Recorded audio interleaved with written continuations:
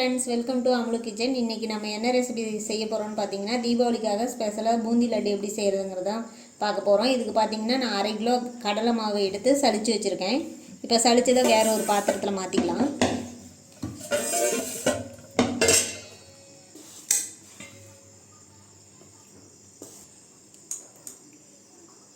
இப்போ பார்த்தீங்கன்னா ஒரு 1/2 ஸ்பூன் அளவுக்கு உப்பு சேர்த்துக்கலாம்.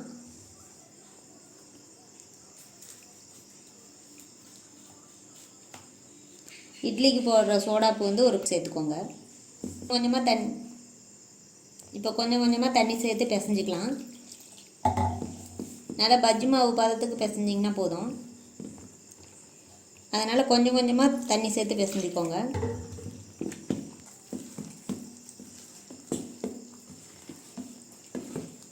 நல்லா நம்ம பிசைகிறப்பே கட்டிகள்லாம் எதுவும் இருக்கக்கூடாது. அதனால தான் மாவை நல்லா சலிச்சு எடுத்துக்கிட்டிங்கன்னா உங்களுக்கு கட்டி எதுவும் வராது.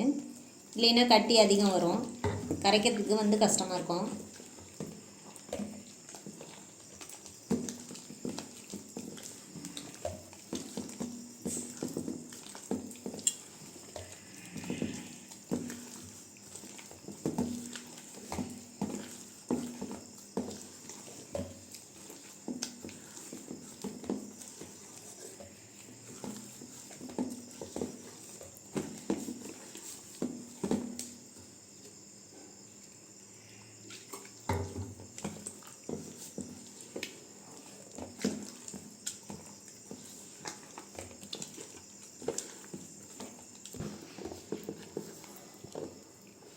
பாருங்கள், நல்லா மாவு பிசைஞ்சாச்சு. நல்லா இந்த அளவுக்கு கட்டிகள் இல்லாமல் நல்லா ஒரு 5 நிமிஷம் மட்டும் நல்லா மிக்ஸ் பண்ணி விட்டுருங்க. பார்த்திங்கனாவே உங்களுக்கு தெரியும். இதை ஒரு பிளேட் போட்டு மூடி வச்சிடலாம்.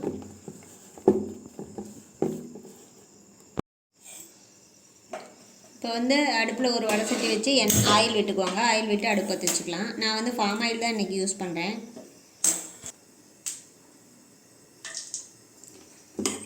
மாவு பார்த்திங்கன்னா இந்த மாதிரி ஒரு கரண்டி எடுத்துக்கோங்க. இந்த அளவுக்கு இருக்கணும் மாவு உங்களுக்கு. நல்லா மிக்ஸ் பண்ணிடுங்க. மிக்ஸ் பண்ணிவிட்டு இப்போ ஆயில் காஞ்சிருச்சு. நம்ம இப்போ பூந்தி தேய்ச்சிடலாம்.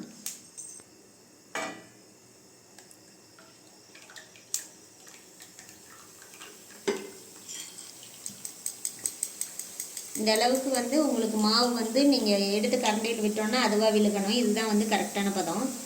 இந்த அளவுக்கு எடுத்துக்கோங்க மாவு.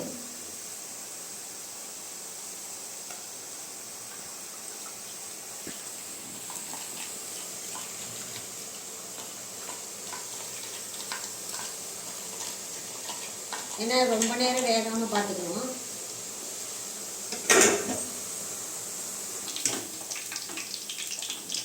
இந்த அளவுக்கு பூந்தி வெந்திருந்தாலே போதும் உங்களுக்கு. ரொம்ப வேகவும் விடக்கூடாது.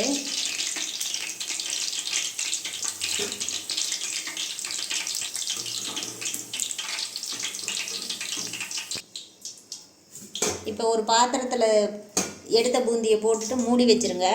அப்போ தான் சூடு ஆறாமல் இருக்கும் நமக்கு. நம்ம அடுத்தது இப்போ தேய்ச்சிக்கலாம்.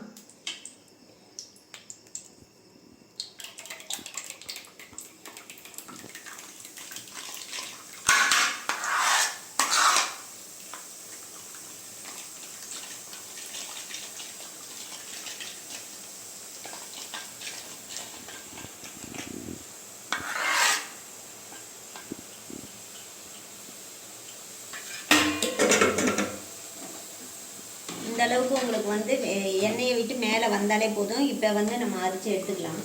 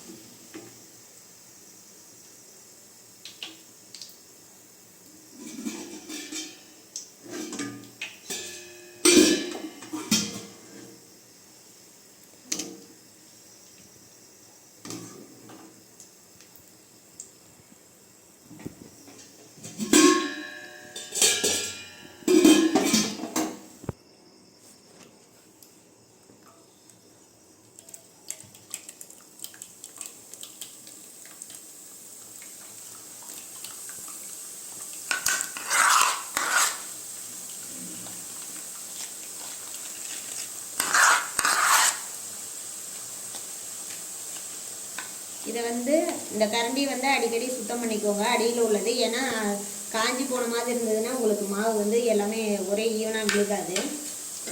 அப்பப்போ க்ளீன் பண்ணிடுங்க. இதே மாதிரி மீதி உள்ள மாவையும் நம்ம பூந்தி பொரிச்சு எடுத்துகிட்டு அதுக்கப்புறம் பார்க்கலாம் என்ன பண்ணலான்னு.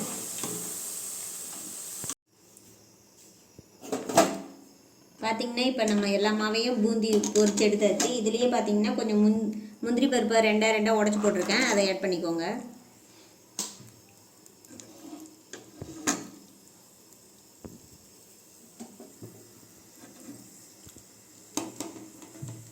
கொஞ்சம் நேரம் ஆனதுக்கப்புறம் கொஞ்சம் தேவையான அளவு திராட்சை போட்டுக்கோங்க, உலர் திராட்சை. உங்களுக்கு எந்த அளவுக்கு நட்ஸ் தேவையோ அந்த அளவுக்கு சேர்த்துக்கோங்க.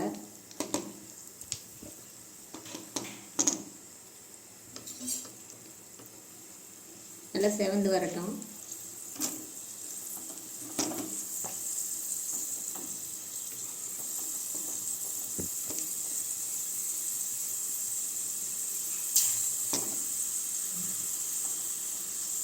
இந்த மாதிரி உப்பி வந்தது தான் கரெக்டான ஸ்டேஜ். இந்த ஸ்டேஜில் எடுத்துக்கலாம்.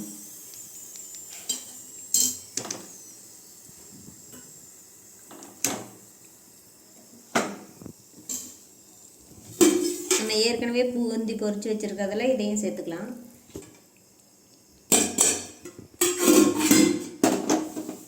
இப்போ பார்த்திங்கன்னா நம்ம இப்போ சர்க்கரை பாகு ரெடி பண்ண போகிறோம். அதுக்கு பார்த்திங்கன்னா நான் ஒரு 550 கிராம் வந்து சர்க்கரை எடுத்திருக்கேன்.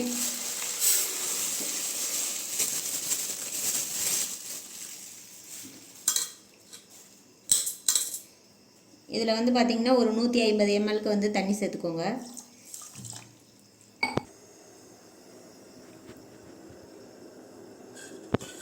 தண்ணி ஏன் கம்மியாக சேர்க்குறோன்னா நம்ம வந்து பாகுபதம் தான் எடுக்க போகிறோம். அதனால் தண்ணி அதிகமாக சேர்த்திங்கன்னா பாகு ரெடியாகிறதுக்கு லேட் ஆகும். நீங்கள் கொஞ்சமாகவே தண்ணி சேர்த்துக்கோங்க. இந்த ஸ்டேஜில் வந்து ஆரஞ்சு கலர் ஃபுட் கலர் சேர்த்துக்கிறேன். உங்களுக்கு என்ன கலர் தேவையோ நீங்கள் சேர்த்துக்கோங்க.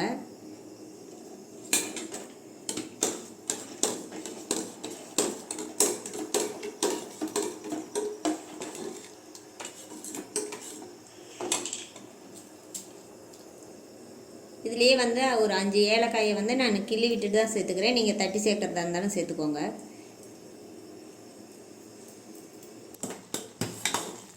பாருங்கள், இந்த அளவுக்கு நல்லா பாகு கெட்டியாகி வந்திருக்கு. இதை வந்து நம்ம பாகுபதம் செக் பண்ணிக்கலாம். அதுக்கு ஒரு கிண்ணத்தில் வந்து தண்ணி எடுத்துக்கோங்க. அதில் வந்து இந்த பாகை கொஞ்சமாக விடுங்க.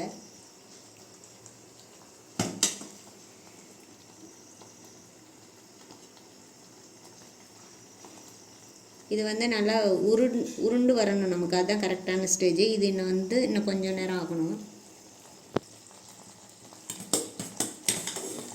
உங்களுக்கு பாகு பார்த்தீங்கன்னாவே தெரியும், நல்லா கெட்டித்தன்மை ஆயிடுச்சு. இந்த ஸ்டேஜில் வந்து நம்ம செக் பண்ணிக்கலாம்.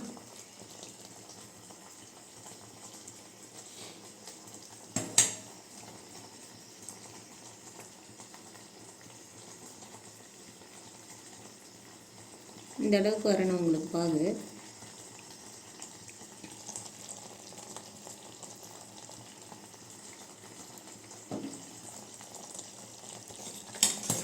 பார்த்தீங்கன்னா நல்லா பாகு வந்து நமக்கு ரெடி ஆகி வந்துருச்சு.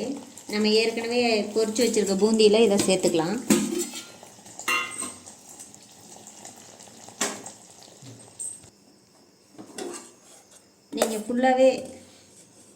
நீங்கள் ஃபுல்லாகவே எல்லாத்தையுமே எல்லா பாகையும் சேர்த்துருங்க.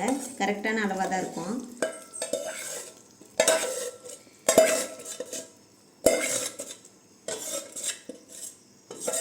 நல்லா இந்த மாதிரி இந்த மத்து இருக்குது பார்த்தீங்களா, இதை வந்து இந்த மாதிரி போட்டு கிண்டிக்கிங்க. மிக்ஸ் பண்ணுறதுக்கு வந்து உங்களுக்கு ஈஸியாக இருக்கும்.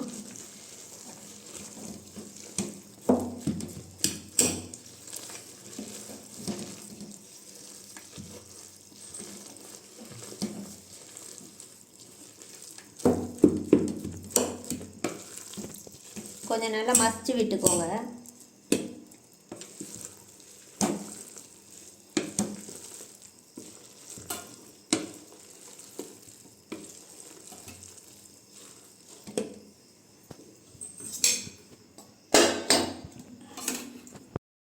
இப்போ இதில் உங்களுக்கு எவ்வளோ தேவையோ நெய் சேர்த்துக்கலாம். நான் வந்து ஒரு கரண்டி ஒரு 4 ஸ்பூன் அளவுக்கு நான் வந்து நெய் சேர்த்துக்கிறேன்.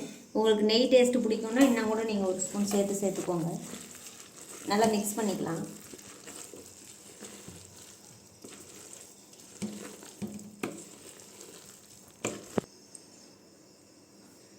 ஒரு 5 நிமிஷம் இதை வந்து ஆற விட்டுட்டு அதுக்கப்புறம் நம்ம லட்டு பிடிச்சிக்கலாம்.